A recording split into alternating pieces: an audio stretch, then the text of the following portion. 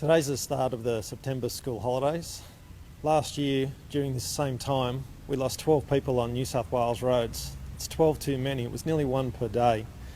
During that same time, nearly 1,000 drink drivers were detected and over 12,000 speeding infringements were issued.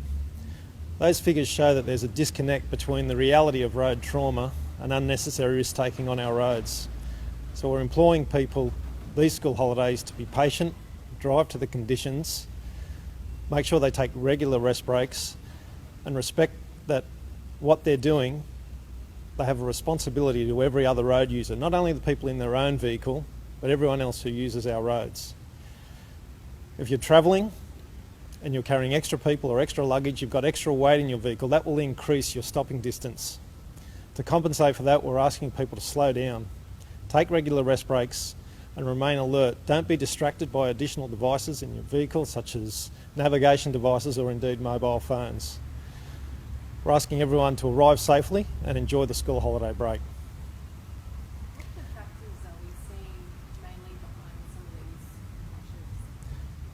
crashes? Speeding remains one of the most significant contributor to our fatal and serious injury crashes, followed by fatigue and drink and impaired driving. So those figures that I quoted clearly highlight the causative factors that we mainly see on our roads.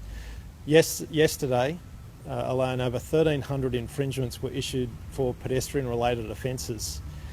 Pedestrians so far this year, we've had 55 pedestrians killed on our roads, which represents nearly 20% of our total road toll. So again, I think that highlights that even relatively what people might consider relatively minor offences contribute significantly to our road toll without understanding the dangers of what they're doing. Will there be more police out on the roads, keeping an eye on drivers?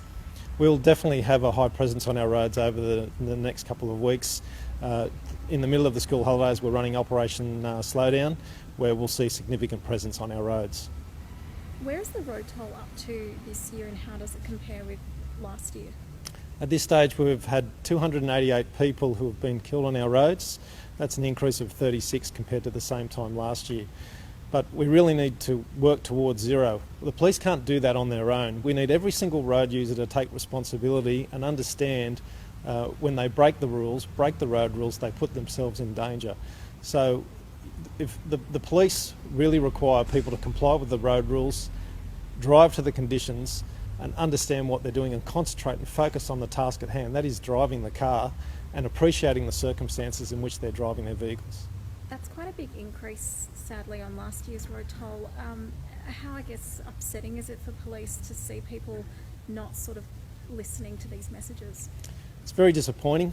We're out there doing our best, and we must understand that most of our people do comply with the road rules, but unfortunately we've got a significant element that don't, and that contributes disproportionately to our road toll.